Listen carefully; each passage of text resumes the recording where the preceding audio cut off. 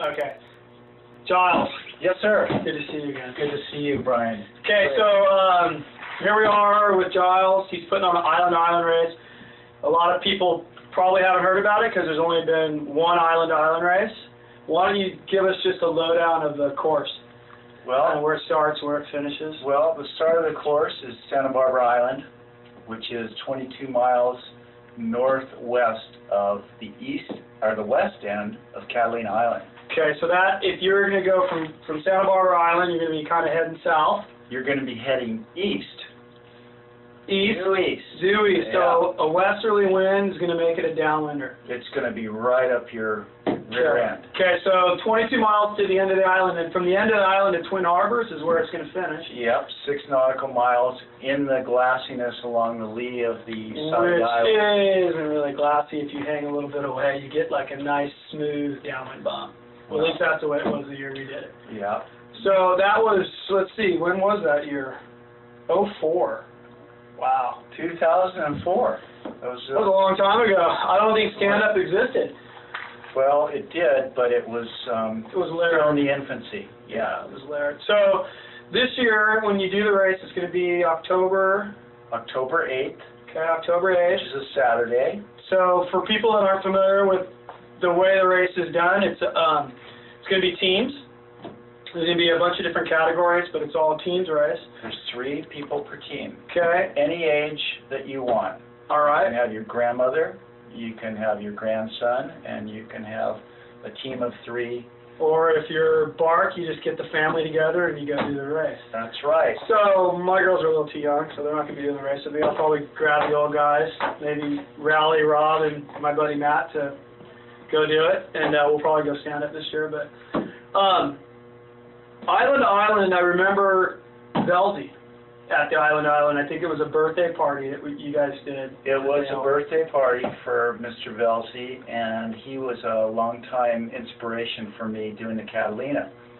In fact, every year before the Catalina, I would go and I'd sit with Velzy, probably for 45 minutes, and he would just tell me that I could do it. I could do it. No worries, and gave me so much inspiration that with all that he gave me, I wanted to give him something back. Yeah, that was an important day for everybody. I mean, so this was more or less for him on his 77th birthday. Yeah.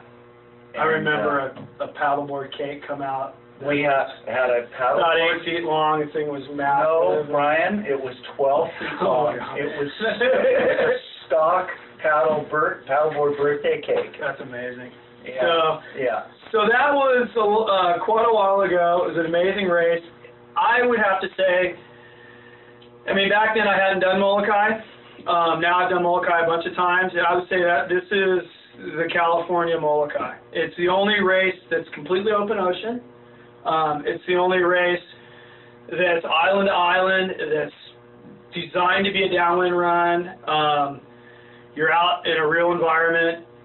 So there's all kinds of crazy stuff that happens, which is great, you know. Put your team together, you go out, you get on your boat, you escort, like we did. We all rallied up in the boats that morning and headed up to the island, kind of anchored on the leeward side of it, got ready for the next day. Well, the key thing is to really gather your team and practice with your escort vessel before the date of the race. That's always a good idea. And some of the rules involved there will be enforced, like the engine being in neutral when you're switching out for your team members. Yeah.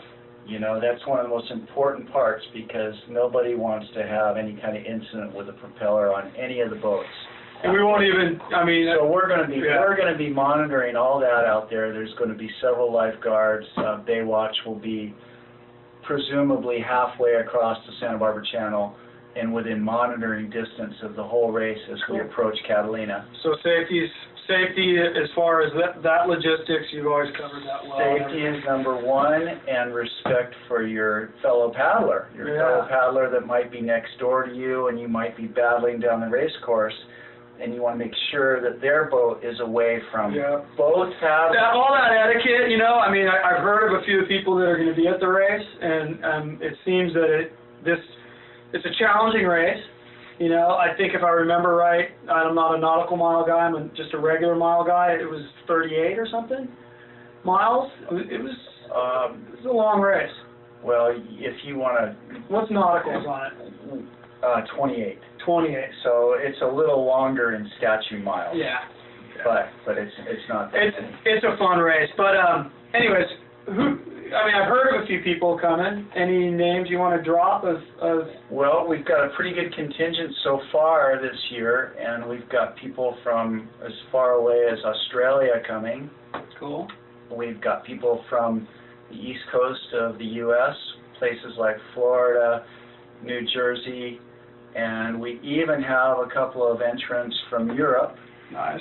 And we've got a couple entrants, a team coming possibly from Singapore. Wow.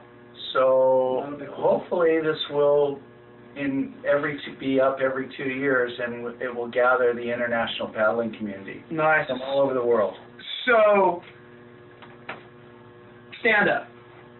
14 foot? Stand up will be 14 foot. Okay.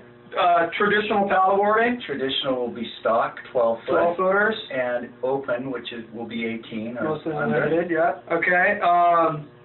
And OC1. OC1s. So that's it right there. OC1s can have a one-man aboard, and they can go the whole way if they want, because they're much quicker craft, as you know, being the being behind board them all the builder time. that you are, and watching them leave. Yeah. So, on the beach after the race, I remember a bunch of food, a lot of cold beers, and good company. Any special plans? As we approach and we get going, and most of the competitors are in, and the boats are wrangled up and on their moorings, there will be a Polynesian band that's going to start the festivities at about 3:30. Cool.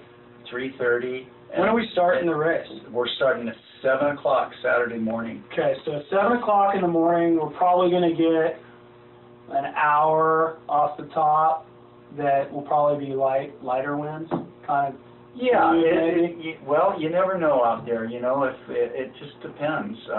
Depends on the weather conditions, but generally we'll have a beautiful 12 to maybe 17, 18 knot wind coming up in the early afternoon, which will give us a push right along the side, right to the island, and then right into the finish.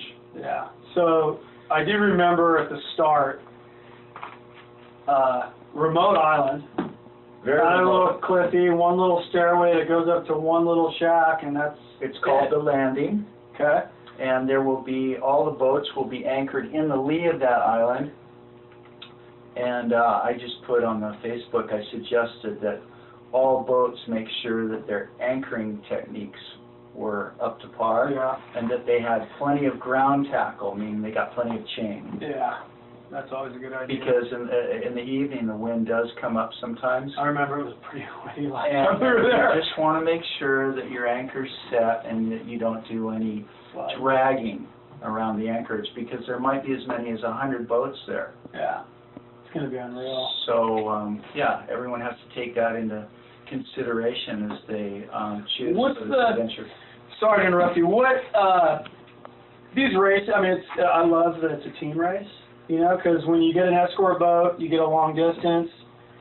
You have other races leading up to it. It is towards the end of the season, you know, so some of the people that are training really hard to do Molokai or Catalina solo still can team up in this race, because it is in October, and it's not something that you've got to, you know, train solo to get ready for. It can be expensive. I mean, you got to get yourself an escort boat. What's the entry fee this year? The entry fee will be $100 per person. So $300. $300. Cool. And then you have to nail down your escort boat. So, any connection on escort boats, or is it all escort boats are up to the participants, and the best way of finding them, if they don't have any inns on that, is to start walking their local marinas and looking around at boats, and possibly going to the yacht clubs. Yeah, that's a good idea. And walking in and putting up maybe a little note or a flyer saying that there is this event taking place at Catalina Island, and that they are looking for an escort boat for 3 people. Cool.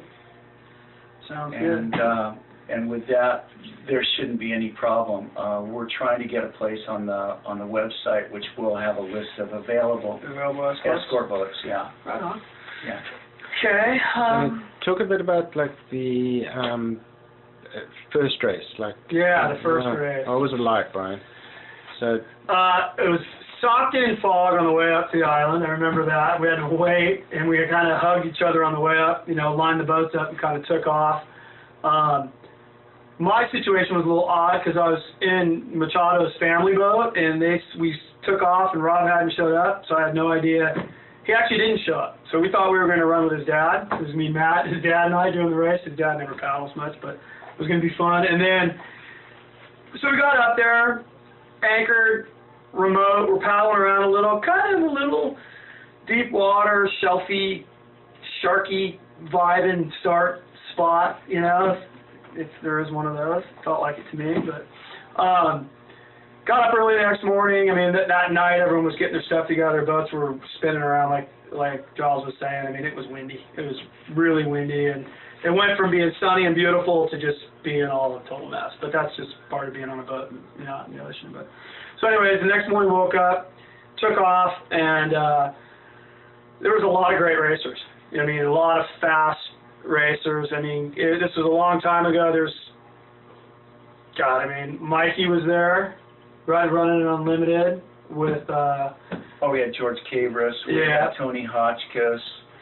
We had Mitch Kahn and Claire Morgan from Hawaii. We had a lot of people that came out of the woodwork to do the race. Yeah, a lot of, because you could team up. So it brought guys that just. Yeah, it was a good race. Gene Rink was there. Yeah. He's won the Catalina a couple times, and an incredible waterman.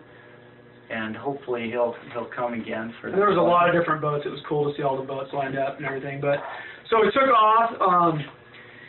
We chose to do, I think, the first, to get the boats out and kind of spread out. It was like a 30-minute paddle. First guy who ever starts gets 30 in, and then it kind of spreads out the crowd a little, and you can come in, pull up next to your paddler, you do your exchanges and stuff like that, and then we kind of tapered off. But everyone has their own preference, of how they're going to do their relay part of the race. A lot of wind, some makos, saw some makos, a couple. Yeah, there was a couple teams that did see a couple of sharks, but you know what? There's a couple teams that see sharks everywhere, whether it be the Molokai, whether it be the Catalina, wherever you are, Torrey Pines, Torrey Pines. Molokai, you got tiger sharks. I saw a tiger shark in 03, so it's exciting and cool. That's why I mentioned it. And Joe Bark had an incident in the Catalina race not too long ago where he decided he'd just charge the shark. That was cool. Joe's the kind of guy that can pull that off. Not everyone needs to do that. I'd prefer to see people more or less maybe getting back in the boat if they do see something like that. We opt to not tell the paddler and push them ahead. But Joe's that kind of guy. Yeah, so it was rough and good and downwind and straight up. I was paddling 12-foot sockboard, and then we pulled in behind the island and the bumps. The wind backed off, like you were saying, behind the island, and it was just perfect little escalator running all the way in, which was just unreal. That was a fast part of the race. Which means the equipment can be kind of unique because there's, some bigger bumps, there's flat water, there's and there's not, there's like. And I'm getting ready to build my Molokai boards for the end of July for stand-up, and we were just talking about it, like should I bring that board home from Molokai and use it at the island race, and so it might be a 2-board trip, bring 2 out there and see what the wind hands to you. Because in California, Hawaii, you pretty much count on the wind. California, you never know what you're going to get. You never know. But it was a very memorable race. It was top of the races that I've ever done, and I put it up with Molokai and Catalina. And the fact that it turned into a all-team race, I'm really happy to hear that. It's going to bring out some really cool teams and a lot of camaraderie and it's going to be a heck of a party, and a good challenge. The camaraderie was key because it was taking some of the beginner paddlers and putting them with some of the experienced paddlers, and they were able to mingle at the party. And the awards ceremony and the banquet dinner, and even after that was over, the dance band started, and there were still people that were it was cool. Talking and dancing and just having the greatest time of their lives. So for me, putting this together and seeing that all happen again is a bonus. I'm really looking forward to it. Right on. I'm sure there's like a whole bucket full of surprises that you're not talking about. When we get closer, we'll do a little quick interview, and you can drop a couple names that you're holding back. Right. All right. Well, here we go. Go get one of these, Island to Island. Sign up. We'll see you.